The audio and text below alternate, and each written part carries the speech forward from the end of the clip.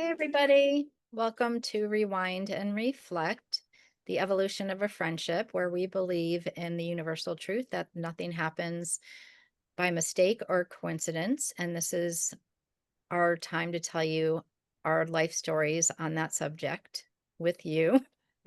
I'm just adding on And words. me. And you guys too. And maybe some more people. Really tired today. Oh my gosh. I don't even know. I'm just tired. I need a nap. Well, they do call these the dog days of summer for a reason. It is like, even though it's summer 12 months a year where you live, it is kind of like the dog days of summer. It's like hot and humid and, It you is. know, And a lot I of, I'm dog sitting on a boat this weekend. And it's really hot here, so everything is closed up on this boat, and so it's very, like, much like a cave, which makes me wanna just snuggle up and go to sleep, mm, snuggled with the hmm. dog. So, anyways, I am a little sad today. oh, Starting to get dark earlier. I love that. Said nobody ever. Said nobody ever. I do Oh. it. I But just like, listen, I choose, and this is going to segue right into what we were talking about before we turn the cameras on.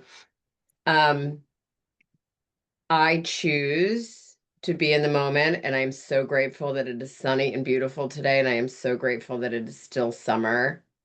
But there is this sort of thing in the back of my head where it's like, oh, fall and winter are coming like a goddamn freight train, and there's nothing I can do about it. And it just, oh, it makes me sad. I love summer. And I was talking to somebody the other day. Oh, somebody that I work with. And I'm like, I am always a week behind in August. I always think I have one more week. Do you know what I'm saying? And it even like when my kids were going back to school, I always was like, oh my God, it's already blah, blah, blah. And I think it is my, um, unconscious reaction to summer ending. Like I don't want it to end. oh, yeah, I never want summer to end. It's so easy, you summer. you have got to move down south. I mean, this is But I just don't know if I would feel that way if I had it 12 months a year. you many people wouldn't that they think they would, but I know that you absolutely would. I know you would because I know you that well, that you would love having sunshine blaring, Mm, up until 9 o'clock at night. And even when in the winter months here, when the sun goes down at 4 p.m. on Eastern Standard, it's still an hour, it's still like 5 p.m. here. It's always mm. evening. And for somebody who likes to go to bed early, like there's many nights that I'm like crawling in the bed and the sun is still out. And I'm like, Oh my God. already go down. So you would definitely like it because you exercise, you love to be outdoors, you would be doing all the things, which is really I would good. also look like that woman from on the rooftop from the movie What About Mary? Oh my God, yes, you would. You would look like Tan Mom if you ever listen to Howard Stern. Olivia, my daughter the other day was like, we could make a handbag out of you. I'm like, you can make a little coin purse with my neck if you'd like. It'd be striped. Oh my God. Yeah, I'm sitting outside yesterday. It was in the 90s. It was so hot and so humid. And I live for that feeling that my skin is like just hot and warm and it's nuts. I It's don't get it. crinkly and you just feel it crinkly. Like, Yes, it's the best feeling on the planet uh, for me. I rarely when you're in Florida, you don't even need to lay out. You go like when I I'm out know. dogs are taking my afternoon walk, it's like you just get color on your skin. I went to the dermatologist yesterday and I'm nervous because not that they're going to find anything, but I'm going to get like shamed, you Oh, know. you will. But no, Yeah. they don't do that here really because they're so used to people having color on their skin because it's really impossible not to have Not a to, vitamin. even with sunscreen on, I am sure. Right, even I mean, I wear 50 on my face and I still get Who are you? I know, Who are you? because I you have to in the sunshine. It's crazy. So, I uh, went to the beach the other day with Olivia, and on my arms and my legs, I was putting 4, and she's like, "Why bother?" I bother. Yeah, just put I'm like, some. "But I put like 15 on my face and my chest." I actually, you know what? I don't even trust myself to put sunscreen on my chest, so I purposely buy high-necked bathing suits Yeah, now, just because yeah. I don't Well, trust myself to reapply and. I Mm. mean, I it's vitamin D is good for us, but and Yeah, I mean, I would never, ever. You could not pay me enough to go to the dermatologist in the middle of the summer. I go in between summer ending and my winter vacation. no, I know. I get it. But she was so nice. They don't shame you here because and you have to go because there's everybody here has usually something that needs to be taken off. I'm Me shocked too. that I'm okay. Just she's like, you have a lot of sunspots. And I'm like, oh, I called them age spots. I'm like, what's that? She's like, I go, that's an age spot. She goes, we call those sunspots. And I'm like, okay, well, I guess that's a nicer way of Nice saying way of saying it. Yeah. age spots, but Yeah, I am. I do. I have a little bit of an understanding with my dermatologist where I just say, listen, I will not come back if you lecture me. yeah. So these are the few things that I have done to change my behavior, but just know that I will come regularly. Don't want to lecture. Mhm. So I have a really cool doctor's visit story to Do share. tell. Oh Do my, tell. this is the quintessential, there's no such thing as coincidences or mistakes story. Okay. So I'm gonna start a couple days back before my doctor's appointment. I had lunch with Hunter, and we try to have lunch together every couple weeks, just the two of us. I see him once a week when I go to my parents' house for dinner, but it's usually the four of us. So but so this is our one-on-one time. And in typical fashion of a young adult, especially maybe a boy. I don't know if girls are like this, but sometimes our lunches or dinners together are very quiet because, he's just not in the mood Yeah. to talk. And other times he's very chatty, which is amazing. And I hear so much and I find out so much. Anyways, this particular dinner we had, it was late lunch, early dinner. Um, he was sharing a lot with me just about the frustrations that he has with his prosthetic and his This is just for everybody to know, and I don't know if we've even ever talked about this. Post cancer, he has a prosthetic on one of his legs from above the knee. yes, so he had bone cancer, and because of that he is an above the knee amputee, and he has a prosthetic called a sea leg. And what that means is that it's this really fancy prosthetic where the knee is mechanical, it's electronic knee, and ankle. And so um, you can't get them wet. It's, you know, they run, you have to be fixed.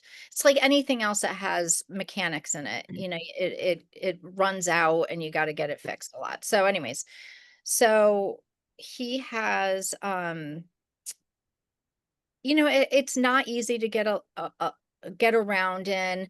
It makes your hip go up like some centimeters. So when you walk, your hips out of balance, which makes your spine out of balance. And after a while of walking in it, it gets painful and it's just not easy to get around in. So, he's like, it's just, I can't to go hiking in Florida is not easy. It's because it gets Hmm. sweaty in the socket. And so we were just talking about that. And just it made me very sad for him, but he's like, Mom, I know that this isn't going to change. My leg's not going to grow back, so I always try to think positively about it.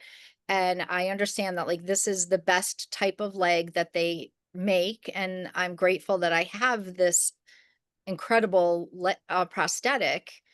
And so I know I just have to adjust to it and keep making adjustments and do the best I can and blah blah blah. And so it got me thinking after that. I was like, it's just, I wish that he had other people that he could talk to about these issues, having this leg and having, being an amputee at such a young age, Hmm. I know that there are people out there, but where are they kind of thing. Right. So lo and behold, a couple days later, I'm at a new doctor. I went to a new doctor. Um, and I walk in and these 2 really cute young women are behind the desk and they, "Oh, hi, Miss Miller, have a seat. We'll be right with you." "Okay, thank you." And a couple minutes later, one of the cutie pies comes from around the desk and I see that she has the same walk that Hunter does. And I look at her and she's got long scrubs on, but I know immediately she's got a prosthetic. And I go, "Do you have a sea leg?" And she looks at me and she goes, "Yes, my right leg is a sea leg and my left leg is a below the knee." And I go, "Oh my God, my son has a sea leg." I said, "We were just talking about this the other day and like all of the issues that he has." I said, "Do you have those problems?" And I kind of named a couple and she said, "Oh yeah, it's just terrible." She's like, "This is this and that and blah, blah, blah, blah, blah." And she said, "But, my other leg is below the knee, and that makes all the difference." And it really does. If you have your natural knee, it makes all the difference. So we started talking and she actually lost both of her legs in a car accident and she was in a coma for I think she said 2 months. Wow. And so she woke up from that coma and without 2 limbs. And she was very, very sick. Anyways, 3 years later, that was when she was 18, she's 21 now, and she's got a, job, she went back to school, she's clearly functioning and doing all of these things, and I said to her, "I often think about when how we with who have 2 limbs, get up in the middle of the night and go to the bathroom and or get a glass of water and how easy that is for us." And I always think of Hunter like getting up in the middle of the night and something so simple can be so difficult. I'm like, "How do you do it?" And she said, "Well," she goes, it's difficult. I have to scoot across the bed, get into my wheelchair, wheel into the bathroom, lift myself up, get on the toilet, get back in."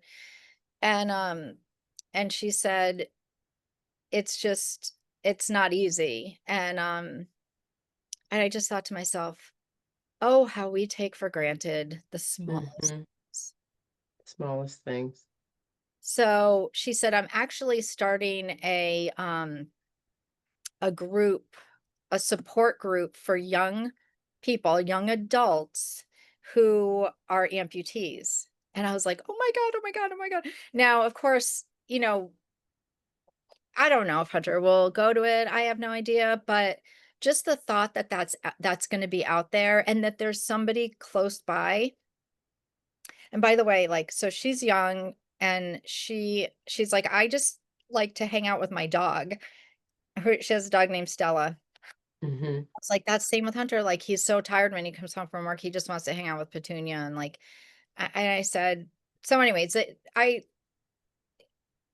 connected the 2 of them. I hope they become friends. If nothing else, I hope they support each other with their um Right. stuff. And Yeah. I thought to myself, there the universe 100% sat me in that office on that day to meet this lovely young woman. Amen. You put it out into the universe, and my God, they literally I dumped it in your know. lap while you were sitting in this office. It's so It's crazy. so crazy. And It is I so kept crazy.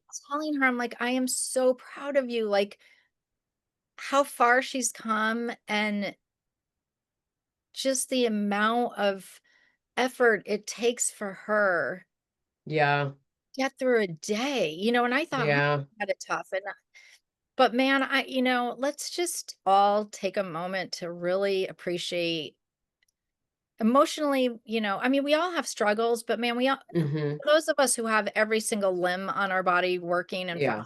like, we Yeah, take but here, Hunter summed it up, and here's a woman that you met, or for us, a little girl, a little cutie pie, yes. as you called her. Um,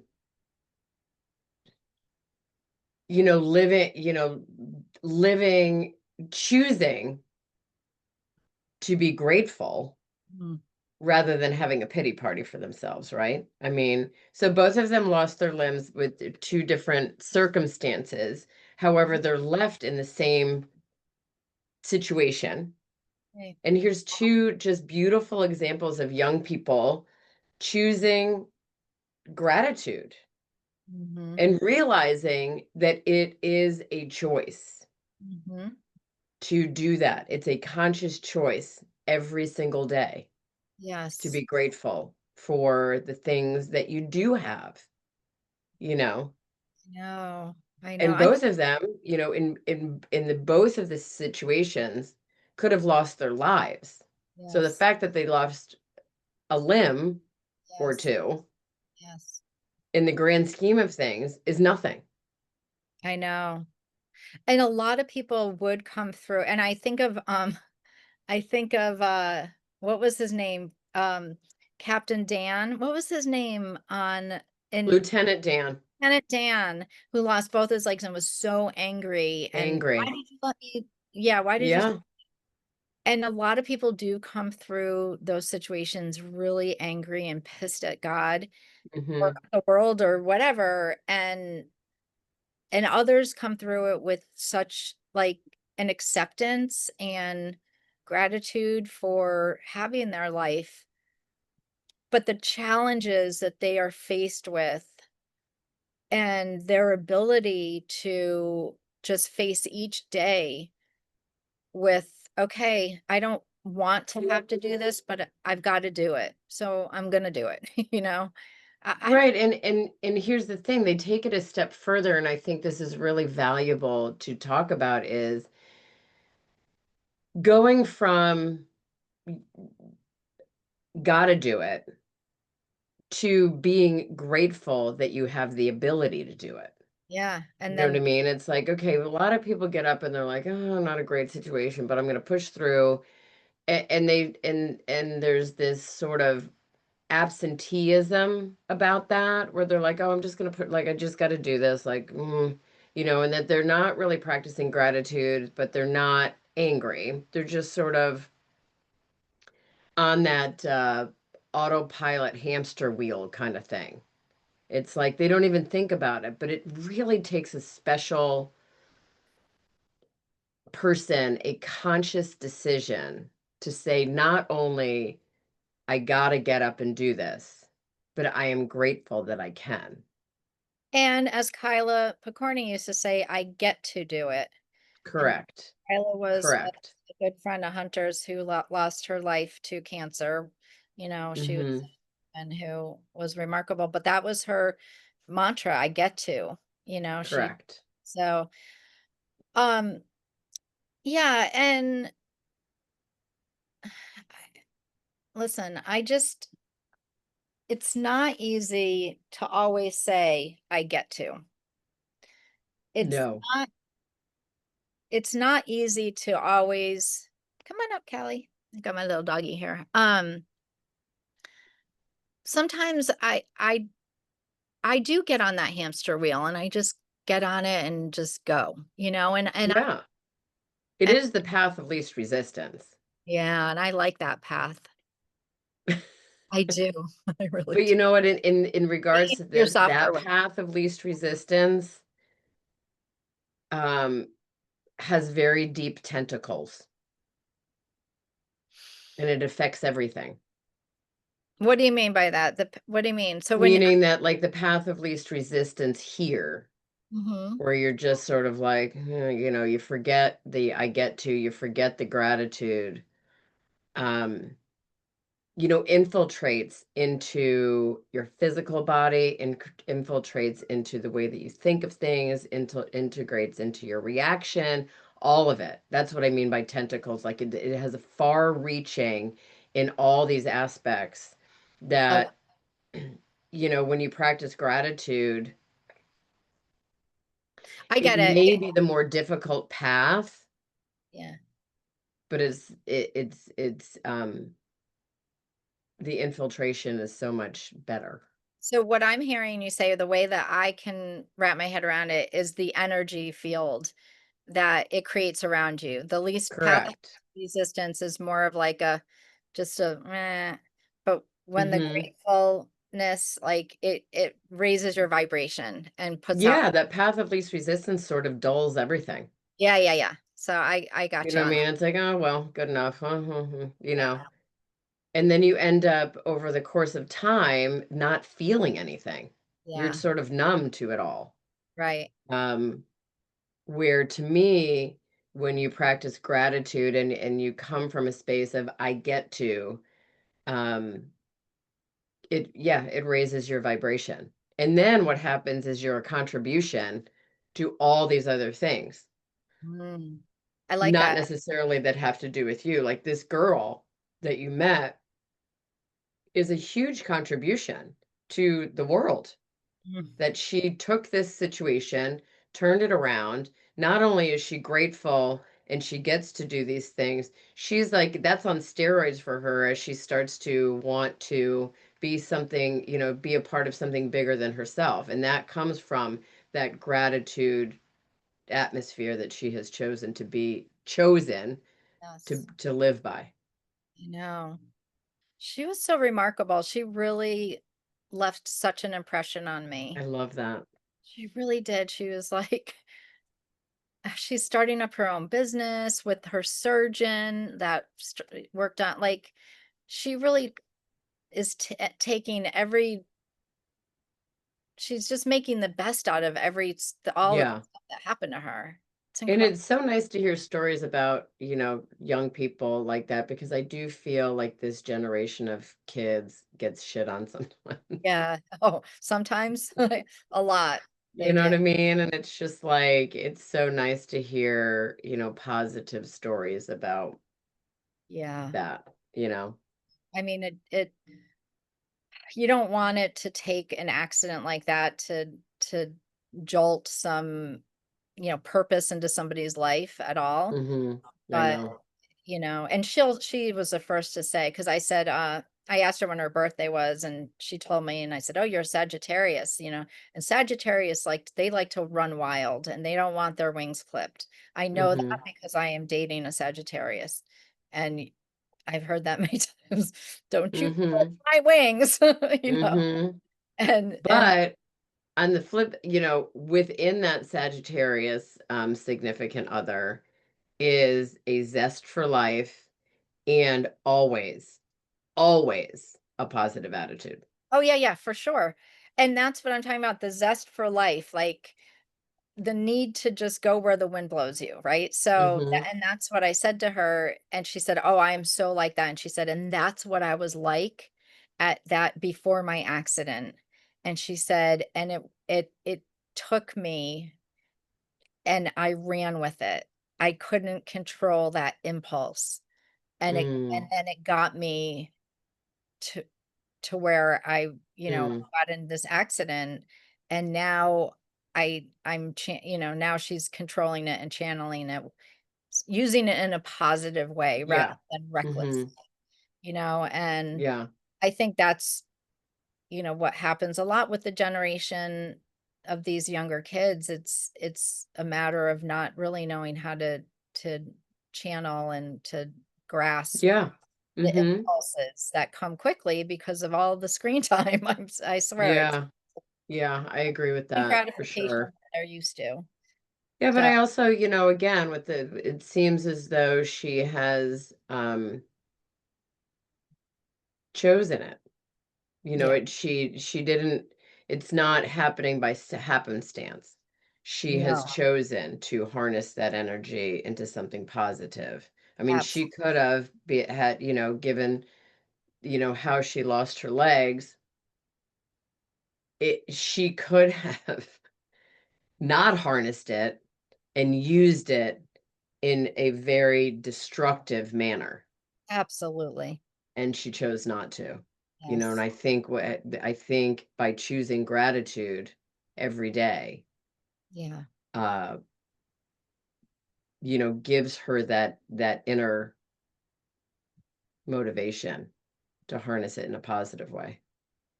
And it's such an easy thing, like, just to wake up and say thank you. It doesn't matter who you say thank you to, just say it out loud. That changes so much, starting your day.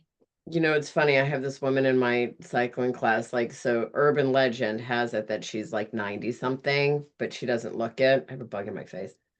Um, and I've had a couple of signs lately that, my teaching is still having an impact, which really like fills my cup. And Mhm. I'm just, I always say to you, "How are you today?" And she said, "Grateful to be here. Mhm. Thank you." Or I woke up this morning, it's good, like, and I mean, there was another woman who just said, "Thank you for saying the things that you said today in class," which was yesterday. And um, it's so much easier, right, to thank somebody else for like providing something, but just a universal thank you into the universe on a daily basis pays back in spades. Absolutely. It really does. So we should challenge everybody to for the next 30 days, Yeah. wake up and say thank you Yeah. to the Just universe. be thankful. I Yeah. mean, how about this? Just be thankful that you woke up. Yeah. Thankful you have a bed. Thankful that you have cover, all the things. Yes. I get Um, it every morning when I wake up and I open up my blinds. I say, "Good morning, world, and thank you for this day." That's all I do. yeah, And now it's it's such a great. habit wherever I am and I am opening the blinds. Mhm. "Hey, world, thank you for this day." It sets the stage. It sets the stage for the day. It sets the tone for the energy that you put out in the universe, and it's so simple. But And even sometimes it's the hardest choice to make when you feel like you are fighting against the world or clawing yourself up or recovering from something or whatever it is. It is a difficult choice, but it is a choice. even if like I look at it too like you're thanking you're being grateful for even if the day goes sideways because those are important lessons to learn and important Correct. yeah so I'm grateful for even the tough times. Yeah, for sure. They are definitely valuable learning experiences, Mhm. you know. Mhm. Yeah, for sure. So Well, yet another example that the universe listened, plopped somebody literally in your lap, kidding. and sort of I mean, to me, it's always like a reinforcement Yeah, that you're living the life that you should be living when stuff like that happens. absolutely. I'm hoping I'm going to get her on this show. I think she would Oh my God, that would be yeah. great. I That would I be great. I said to her, "Would you be interested in writing a story about your" she said, "I would love that." And I said, "Good, I'll work with you on that." And, so I think she'd be interested she would be okay telling her story on here. So I'll talk to her about that. Yeah, that would be awesome. I would Yeah, love to meet her. yeah, yeah, yeah. She's something else. So, okay, I hope Well, until everybody has next time, yes, a lovely weekend and namaste to everybody. namaste. Enjoy your little doggy and your boat and all the things. Love you Oh, dearly. love you Goodbye. too. Talk to you soon. Bye-bye. See you. Bye.